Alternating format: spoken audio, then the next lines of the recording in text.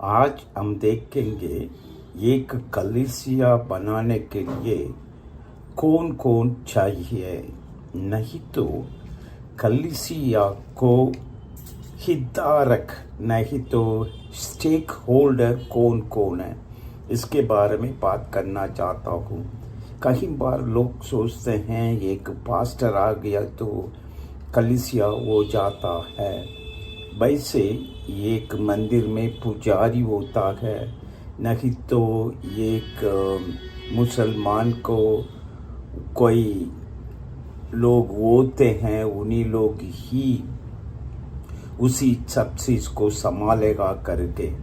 लेकिन इसके लिए मैं आज आप लोगों को बाइबल से नया नियम से बताना चाहता हूँ।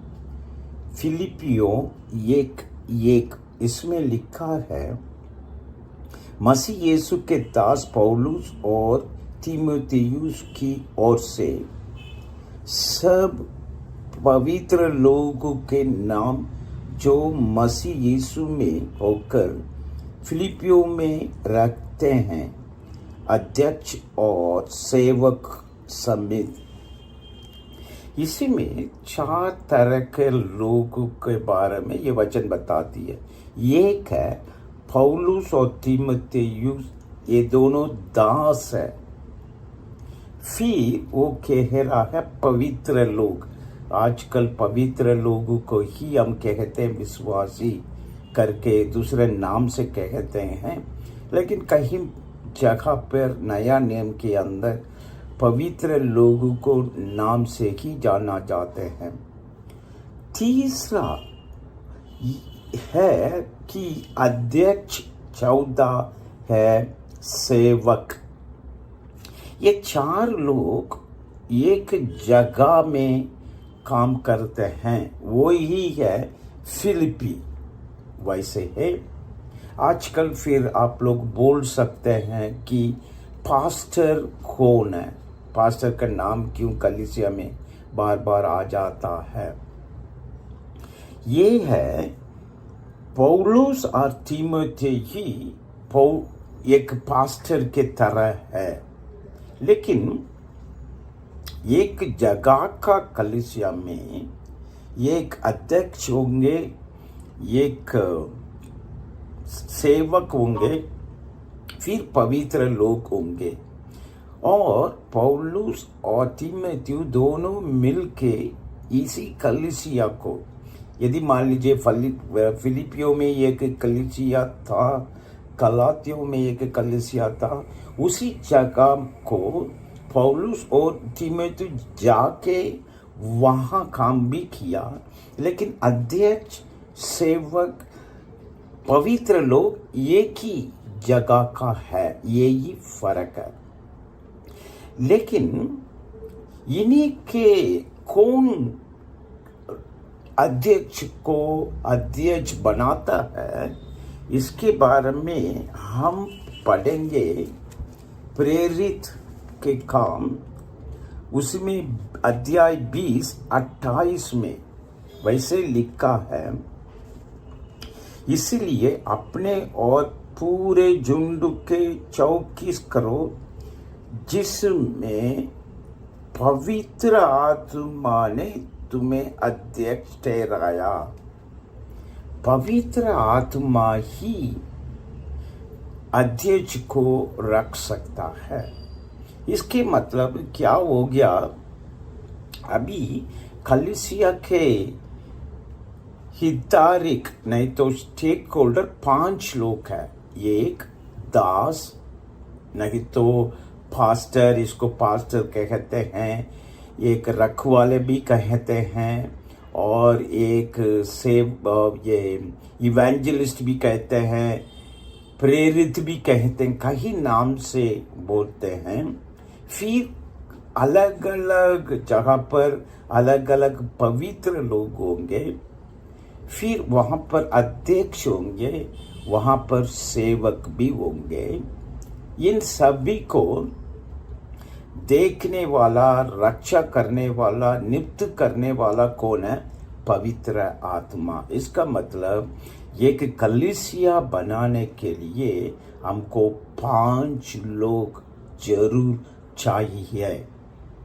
लेकिन कई बार वैसे दूसरे कलीसिया में, नहीं तो हमने कलीसिया के नाम से भी कहते हैं, ज़्यादातर ये मसीह का देह है। हम मसीह का देह है। मसीह का देह को बनाने में भी, इसको मजबूत करने में भी, इसका गुनाह करने में भी ये 5 लोग जरूर चाहिए। वो कहीं लोगों को पता नहीं है। इसीलिए हमने हमारे कलीसिया में क्या कहते हैं, एक जगह में अध्यक्ष को भेज के वहाँ पर पवित्र लोगों को भी और सेवक को भी उन्हीं लोग ढूंढ के रखना है। तभी तो कलीसिया एक ही गांव में, नहीं तो एक जगह में हम कलीसिया को स्थापित कर सकते हैं। उसी कलीसिया को हम बार बार कहते हैं, यही यीशु मसीह का शरीर है, नहीं तो वो देगा। इसलिए याद रखो, हमारे कलीसिया में ज़्यादातर कम से कम एक अध्यक्ष होना चाहिए। उन्होंने ही रखवाले करेगा हर गांव के कलीसिया को। लेकिन वो उन्होंने रखवा करने के लिए उनको अध्यक्ष के साथ काम करने के लिए सेवक चाहिए, नहीं तो पवित्र लोग चाहिए। इसलिए याद रखो, हमारे कलीसिया में पास्टर का नाम कौन होता है, वो कितनी जगह पर हमारे मसीह का देह है, उन्हीं लोगों को शिक्षा देने के लिए, मान के चलिए मैं आप लोगों को शिक्षा देता हूँ। मैं तो अलग जगह में रहता हूँ, लेकिन हमने कम से कम 4 जगह में अब भी हम मसीह का देह को शुरू कर रहे हैं। उसी मसीह का देह को देखभाल करने के लिए वहाँ पर अध्यक्ष, सेवक है, पवित्र लोग हैं। लेकिन उन्हीं सभी को मैंने ही कैसे कलीसिया स्थापित करना है, कलीसिया क्या है, सुसमाचार क्या है, आराधना क्या है, हमारा संस्कृति क्या है, उसी के बारे में मैं बात करता हूँ। दोबारा मैं आप लोगों को कौन कौन हितधारक है, नहीं तो स्टेक होल्डर है एक मसीह का देह को बनाने में, वो है परमेश्वर का दास है, फिर पवित्र लोग है, अध्यक्ष, सेवक है। इन सभी में सभी लोगों को देखभाल करने वाला, उन्हीं लोगों को मदद करने वाला पवित्र आत्मा है। बिना पवित्र आत्मा को हमने कलीसिया, नहीं तो मसीह का देह को बना नहीं सकता, उसी को गुनाह नहीं कर सकता है। अभी हम प्रार्थना करेंगे। पिता परमेश्वर, आपने अभी हमको कलीसिया क्या है करके बताया, इसके लिए धन्यवाद। उस प्रकार हम काम कर सके, हमारा कलीसिया को गुनाह कर सके। यीशु मसीह के नाम से मांगते हैं, आमीन आमीन।